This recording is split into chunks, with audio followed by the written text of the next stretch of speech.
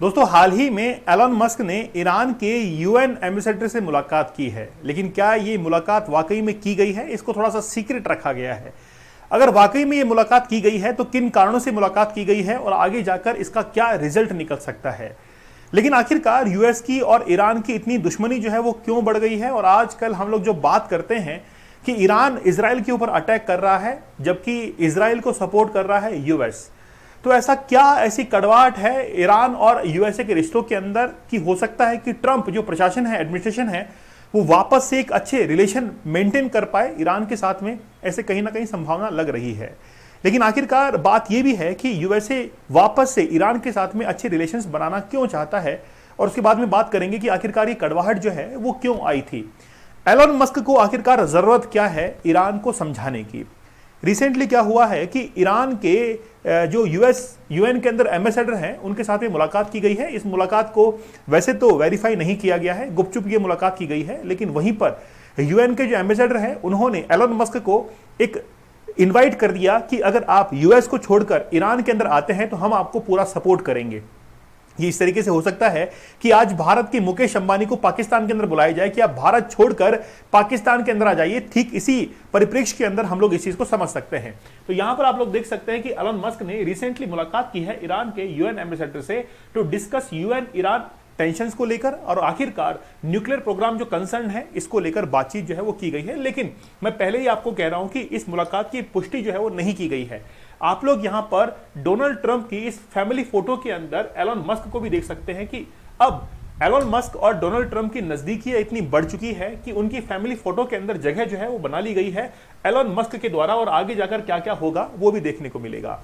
आखिरकार ये मुलाकात की गई है, ये इस फोटो के द्वारा ये वेरीफाई किया गया कि एलन मस्क जो है वो ईरान के एम्बेसी के अंदर गए और वहां पर जाकर उनसे मुलाकात करने की कोशिश की, और मुलाकात के बाद में क्या बातचीत होती है वो वाकई में वेरीफाई नहीं हो पाई कि आखिरकार उनके बीच में क्या समझौता हुआ है।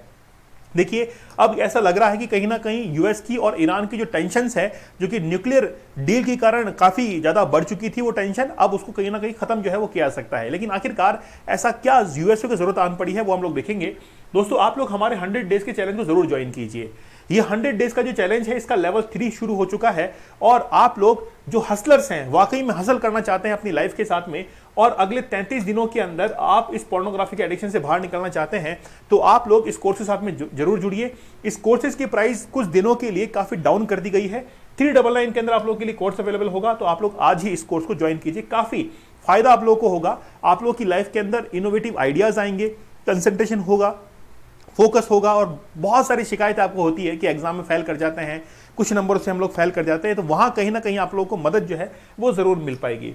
चलिए बात करते हैं। तो एलन मस्क जो है, जो कि सीईओ हैं टेस्ला के, उन्होंने बात की है यूएन नेशंस के आमिर सईद के साथ में, जो कि वहां पर एम्बेसडर हैं ईरान की तरफ से। और बेसिकली ये जो मुलाकात की गई है वो न्यूक्लियर डील को लेकर जो टेंशन्स अभी तक क्रिएट होती हुई आ रही थी उनको नॉर्मलाइज करने के लिए की गई थी। यह फोटो आप लोग 2015 की यहां पर देख सकते हैं। इसके अंदर ईरान और यूएसए के जो विदेश मंत्री हैं, फॉरेन मिनिस्टर्स, वो आपस में मुलाकात कर रहे हैं। लेकिन मुलाकात करने का जो औचित्य है, जो कारण है, वो ये है कि ईरान जो है वो अब आगे से कभी भी न्यूक्लियर जो प्रोग्राम है उसको आगे रन नहीं करेगा, उसको वहीं पे समाप्त कर देगा। और इसी समझौते के आधार पर दोनों के अंदर बातचीत की गई और 2015 के अंदर ये डील जो है वो भी की गई थी। लेकिन यूएस और ईरान के बीच में आखिरकार ये जो टेंशन्स हैं वो क्रिएट कैसे हुई हैं, ये कोई आज की बात तो है नहीं, बहुत लंबे समय से चलता हुआ आ रहा है। 1971 के अंदर ईरान के अंदर रिवोल्यूशन होता है, वहां के लोग प्रोटेस्ट करते हैं, वहां के जो शासक हैं उसको हटाने के लिए, लेकिन यूएस की मौजूदगी वहां पर रहती है।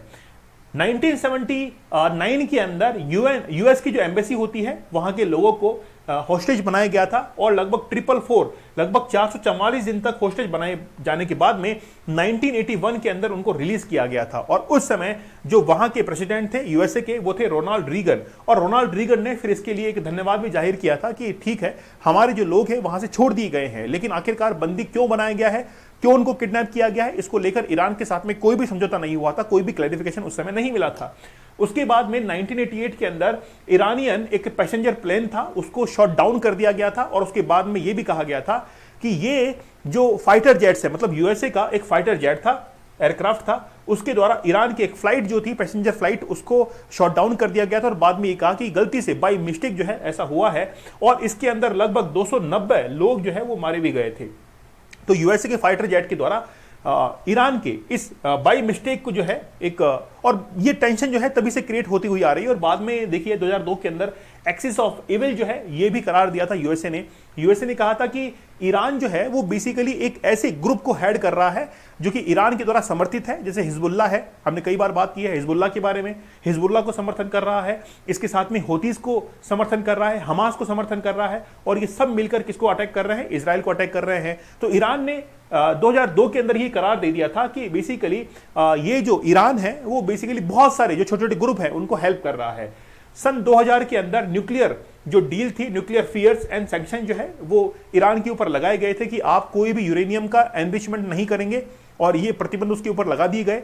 एक्चुअल में होता क्या है कि यूरेनियम एक ऐसा प्रोडक्ट है जिसको अगर यूज में लेना है एज ए वेपन तो उसको एनरिच करना पड़ता है, और उसके कई सारे आइसोटॉप्स जो है वो बनाए जाते हैं। लेकिन एनरिच करने के लिए जैसे हम लोग कहते हैं इंटर कॉन्टिनेंटल बैलिस्टिक मिसाइल, तो इंटर कॉन्टिनेंटल बैलिस्टिक मिसाइल जो है उसकी रेंज 5000 किलोमीटर के अबाव होती है।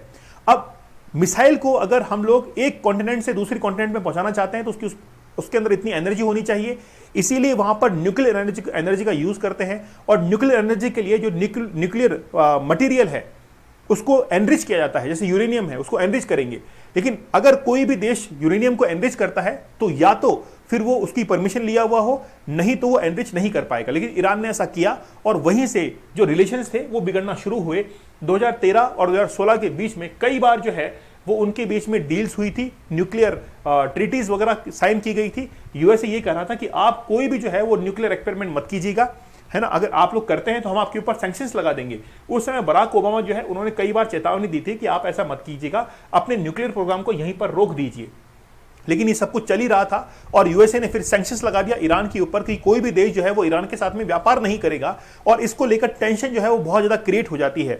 और रही गई कसर जो है वो 2020 के अंदर तब पूरी हो जाती है जिस समय कासिम सुलेमानी को, जो कि ईरान के रेवोल्यूशनरी गार्ड का सेनापति था, कमांडर था, उसको एक ड्रोन अटैक के अंदर असैसिनेट किया जाता है। और उसके बाद में ईरान के और यूएसए के जो रिलेशंस हैं वो काफी हद तक बिगड़ जाते हैं।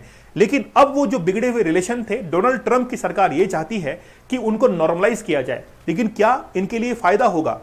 देखिए, अगर हम लोग ये चाहें कि यानी कि यूएसए आज ये चाहता है कि ईरान इजराइल के ऊपर अटैक करना छोड़ दे, जो बैकफायर हो रहा है ईरान की तरफ से इजराइल के ऊपर, अगर वो बैकफायर रोकना है तो कहीं ना कहीं यूएसए जो है वो ईरान के ऊपर दबाव बनाना चाहेगा कि आप वहां पर फायरिंग रोक दीजिए, हम आपको पूरी तरीके से मदद करेंगे, और न्यूक्लियर डील के ऊपर जो आपके सैंक्शंस लगे हुए हैं कहीं ना कहीं कुछ हद तक हम उसको कम भी कर सकते हैं अगर हम लोग बातचीत से इसको कम करना चाहें।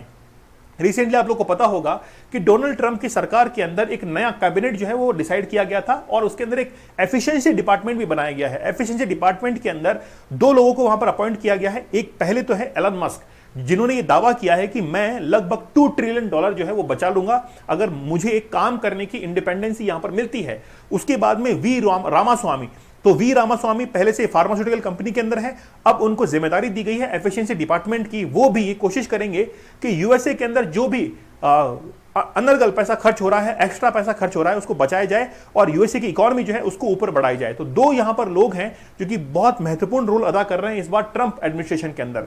लेकिन अब इनका यह भी रेस्पॉन्सिबिलिटी बन रही है, कहीं ना कहीं दिख रही है कि वो ईरान के साथ में अब डील भी कर रहे हैं। तो एलन मस्क क्या करना चाहते हैं? क्योंकि ईरान की तरफ से अब ये ऑफर मिल चुका है एलन मस्क को कि आप हमारे देश के अंदर आकर अपनी टेस्ला कंपनी के बहुत सारे आउटलेट्स यहां पर खोल सकते हैं, साथ में मैन्युफैक्चरिंग यूनिट लगा सकते हैं। और एलन मस्क को यह भी कह दिया गया है कि आप यूएसए छोड़कर ईरान के अंदर आ सकते हैं। तो ये ऑफर जो है वो मिल चुका है एलन मस्क को। अब देखते हैं कि एलन मस्क क्या करते हैं। लेकिन ये सारी बातें जो है अभी सीक्रेट ऑपरेशन के तहत रखी गई हैं, बस कुछ फोटोज वहां पर लीक होती हैं, उसके माध्यम से ये डिसाइड होता है कि कहीं ना कहीं ईरान के साथ में बातचीत चल रही है। अब फ्यूचर के अंदर देखना होगा कि यूएसए और ईरान के जो रिलेशंस हैं वो आखिरकार कब तक नॉर्मलाइज होते हैं और टेंशन जो है वो कब तक कम होती है। लेकिन कहीं ना कहीं जियोपॉलिटिक्स जो है वो अब चेंज होने को दिख रही है। इंटरनेशनल लेवल पर पॉलिटिक्स के अंदर बहुत बड़ा बदलाव आप आगे आने वाले समय के अंदर जरूर देखेंगे। चलिए, आप लोग हमारे 100 डेज के चैनल को जरूर ज्वाइन कीजिए। अभी प्राइसेस काफी डाउन कर दी गई हैं क्योंकि हमारा लेवल 3 जो कि जबरदस्त लेवल है, ये लाइफ चेंजिंग कोर्स है, और लेवल 3 को ज्वाइन करके आप 33 दिनों के अंदर पोर्नोग्राफी तो छोड़ ही सकते हैं, साथ में अपने गोल्स को पहचान सकते हैं कि आखिरकार आपकी लाइफ का गोल क्या है। चलिए, मिलते हैं आप लोगों से अगले सेशन के अंदर। तब तक के लिए धन्यवाद। Thank you. जय हिंद।